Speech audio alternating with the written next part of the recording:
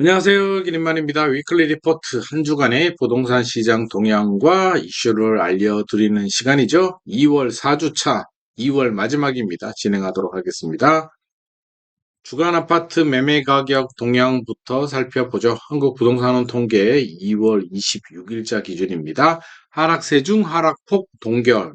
전국은 마이너스 0.05, 지난주와 동일하고요. 수도권은 마이너스 0.04, 지방은 마이너스 0.05, 지난주와 변동사항이 없습니다. 하락은 하락인데 하락폭은 확대되지 않았고요. 서울은 마이너스 0.03에서 마이너스 0.02, 0.01%포인트 하락폭이 아주 조금 축소되긴 했습니다만 뭐 이게 큰 변화라고 할 수는 없고 일단 그냥 하락이 멈췄다 정도 생각하면 될 것 같고요. 전세도 비슷합니다. 상승은 상승인데 상승폭이 아주 조금 상승하긴 했는데요. 전국은 0.02 똑같고요. 수도권도 0.06 지난주와 동일한데 지방은 마이너스 0.03에서 마이너스 0.02, 0.01%포인트 하락폭이 살짝 축소가 됐고요. 서울은 0.04에서 0.05, 0.01%포인트 살짝 전세는 더 올랐습니다. 나쁘지는 않습니다. 전세는 약한 상승이지만 그래도 뭐 더 나빠지지는 않았다. 아주 조금 더 좋아졌다라고 볼 수가 있고요. 1년간 흐름, 뭐 좋아졌다는 표현은 그렇지만 조금 더 올랐습니다. 1년간 흐름을 보면 파란색은 매매, 빨간색은 전세입니다. 작년에 굉장히 많이 떨어졌다가 이제 여름까지, 작년 상반기까지 회복을 하고 2023년 여름 이후에 쭉 올라가다가 추석 이후에 이제 꺾여가지고 다시 내려왔죠. 그래서 최근에 보면 파란색은 아래쪽에 빨간색은 살짝 위로 있는데 보합은 보합입니다. 작년 12월, 1월, 2월, 올 1월, 2월 보합이긴 한데 매매는 하락에서 보합 중에 하락 보합이고 전세는 상승 보합이다. 이렇게 이해하시면 될 것 같습니다. 지도 한번 볼게요. 노란색 있죠? 색깔 보이시죠? 노란색은 보합입니다. 보이시죠? 빨간색으로 갈수록 상승, 파란색으로 갈수록 하락인데 전체적으로 보면 보합은 보합인데 옆에 옆쪽에 보면 그래프 보이시죠? 왼쪽이 마이너스, 오른쪽이 플러스인데 강원도만 플러스네요. 0.04. 전국적으로 보면 강원도만 상승을 기록하고 있습니다. 와우, 강원도 웬일이야. 자, 하락은 하락인데 나머지 지역들 중에 하락이 제일 큰 지역 어디일까요? 세종 마이너스 0.2. 와, 세종. 그다음 대구 마이너스 0.13. 그 다음에 부산 마이너스 0.08. 충남도 많이 떨어졌네. 마이너스 0.09. 요 정도입니다. 전체적으로는 마이너스는 맞다. 세종, 대구, 부산, 충남 이렇게 좀 많이 떨어진 상황입니다. 176개 지역을 조사하는데요. 가장 2023년 여름 때 137개까지 상승 지역이 늘어났다가 지난주 31개, 이번 주 28개까지 상승 지역은 줄어들었고요. 하락 지역은 작년 여름에 32개까지 하락 지역이 내려왔다가 점점점 다시 올라가서 지난주 134개, 이번 주 140개까지 하락 지역이 늘어났습니다. 보합은 13개에서 10개로 줄어들었고요. 하락 지역이 여전히 많긴 하네요. 지역별로 한번 보겠습니다. 서울은요, 마이너스 0.03에서 마이너스 0.02로 0.01%포인트 살짝 하락폭이 축소가 됐는데, 매수 관망세 지속으로 거래는 한산하고요. 개발 기대감 등으로 상승 하락이 혼재되어 있고 1, 2부는 급매물 위주로 하락세가 유지는 되고 있습니다.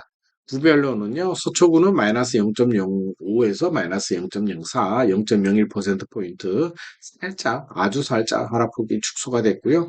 강남은 마이너스 0.02, 송파는 0.01, 플러스 0.01입니다. 노원은 마이너스 0.02에서 0%, 용산은 마이너스 0.02에서 0으로 하락폭이 축소가 됐고요. 노원은 마이너스 0.02 그대로입니다. 하지만 노원도 뭐 마이너스 0.08까지 갔었는데 0.02니까 뭐 더 나빠지진 않았네요. 자, 그렇습니다. 지방 또 봐야겠죠. 인천. 네, 인천, 경기도 봐야죠. 인천은 마이너스 0.02에서 마이너스 0.03 하락폭이 살짝 확대되긴 했는데 뭐 그냥 보합 중입니다. 서구, 연서구는 상승이고요. 미추홀구, 중구, 계양구는 하락입니다.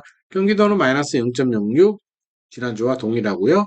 고양, 덕양구, 여주시는 상승인데 안성, 성남 중원구, 시흥시 이런 지역들은 하락을 보이고 있는 상황입니다.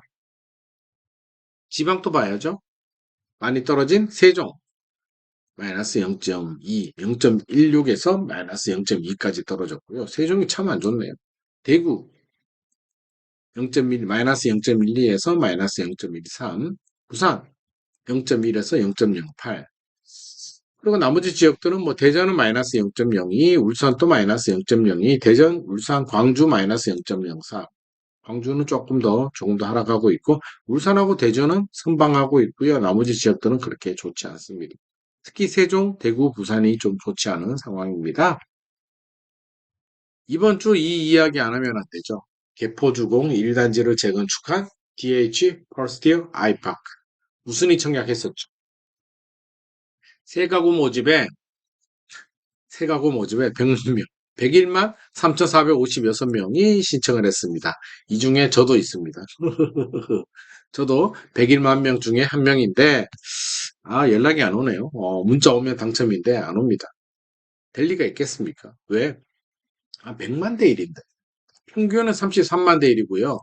전용 34A, 3459, 132가 있는데, 34A는 17만 대 1이고요. 17만 2,471 대 1이고, 59A는 많이 몰렸네요. 50만 3,374 대 1. 132A는 33만 7,608 대 1. 33만 명 중에 저는 131을 했는데, 59는 많이 신청할 것 같아서 131을 했는데, 33만 대, 33만 명 중에 한 명이니까 제가 그 중에 한 명일 가능성은 없는 거지. 거의 0.00001인데, 야, 그래도 당첨된 사람이 있겠죠? 뭐 소문에는 현대자동차 다니는 사람이다. 그리고 뭐 건설회사 다니는 사람이 됐다. 뭐 이런 소문들이 무성합니다. 아무튼 뭐 당첨된 사람들 진심으로 축하드리고요. 로또 잡았습니다. 로또. 왜 로또냐? 34A가 분양가가 6억 5,681만 원인데 시세는 12억 13억 정도 하고요. 59A는 12억 9,078만 원인데 20억에서 22억 정도. 132A는 21억 9,238만 원인데 45억에서 49억 정도 하니까 뭐 반값에 반토막 2분의 1 가격에 분양을 받은 거죠. 그런데 제가 계산해 봤거든요. 무슨 계산해 봤냐면 자, 20억이 남았다. 132가 당첨이 돼서 20억이 남았다라고 했을 때 20억이 고스란히 내 주머니 들어오. 만약에 다주택자라면 취득세도 많이 나오고요. 강남은 규제 지역이기 때문에 비과세 받을 수도 없는데 무주택자가 받았다라고 가정을 하면 양도세 비과세가 12억까지 되잖아요. 2년 보유, 2년 거주하면 계산해 보니까 5억 원 정도 양도세가 무주택자가 2년 보유, 2년 거주하면 5억 원 정도 양도세 내야 되고 40억 정도 되잖아요. 45억. 은행에 넣어둬도 이자가 나오잖아요. 기회비용 생각해 보면 그게 한 5억 되더라고. 그러면 실질적으로는 한 10억 정도 주머니에 들어온다. 2년 후에 2년 거주 2년 보유해서 팔면 10억은 벌 수 있습니다. 와, 10억이 어딥니까? 와, 부럽다. 그리고 이제 이런 게 있었죠. 청약 통장도 필요 없었고 무순이니까 계약 폭이 무순이니까요. 집 있어도 되고 10주택자도 되고요. 거주 지역 필요 없고요. 해남, 제주도에 있어도 됩니다. 거주 의무 필요 없고요. 전매 제한도 필요 없습니다. 재당첨 제한만 10년이 적용되니 너도 나도 전세 줘도 된다는 얘기죠. 너도 나도 다 들어왔습니다. 그래서 전세를 주면 실제로 뭐 돈이 그리 많이 들어가지는 않는데 그래도 어떻게 됐든지 간에 2월 29일이 당첨자 발표일이었는데 저한테는 연락이 없었습니다.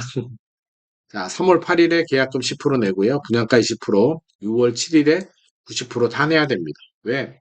이미 입주한 아파트니까. 제가 며칠 전에 다녀왔거든요. 현장에. 임장 한번 갔다 왔는데 아직은 막 이사도 하고 공사도 하고 좀 어수선했습니다. 강남은 규제 지역이잖아요. 대출이 잘 안 나올 수가 있습니다. 특히 강남이 LTV 50%면 적용되는데 DSR도 적용되고 스트레스 DSR 적용되면 더 안 나오는데 무엇보다 사용 승인을 못 받았어요. 지금 임시 사용 승인 기간입니다. 2024년 11월 2일까지 임시 사용 기간인데 등기가 잘 안 나옵니다. 그러면 대출이 잘 안 나오겠죠. 세입자들도 대출이 잘 안 나오기 때문에 전세 가율도 높게 나오기 어렵고요.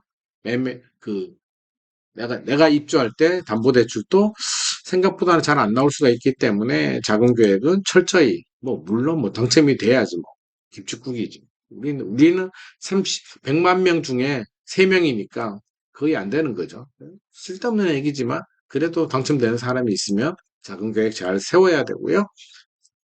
임대차 3법 이야기 안 할 수가 없습니다. 합헌 나왔는데요. 이 당연한 것 같습니다. 왜 당연하냐면, 자, 2020년 7월이었죠. 7월 말에 시행되고 4년, 거의 4년 지나가고 있는데, 지금 수많은 사람들이 계약갱신 청구하고, 거절도 하고, 수용도 하고, 2+2를 하고 살고 있는데, 이제 와서 위헌이라고 하면 이 뒷감당 어떻게 합니까?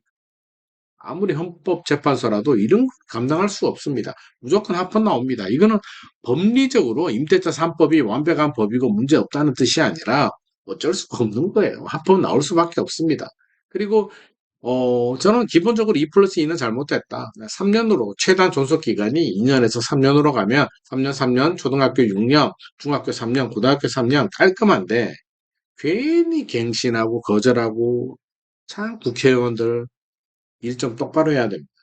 왜 이렇게 복잡하게 하는지 상가에 있는 계약갱신 청구를 컨트롤 C, 컨트롤 V 그대로 복사해서 그 실거주하게 되면 거절할 수 있다. 요거 하는 게 더 넣어가지고 법을 너무나 엉망으로 쉽게 이거 법 만든 사람 진짜 누군지는 아는데 진짜 제 옆에 있으면 진짜 한 대 때리고 싶습니다. 제대로 좀 하라고. 이게 뭡니까 이게.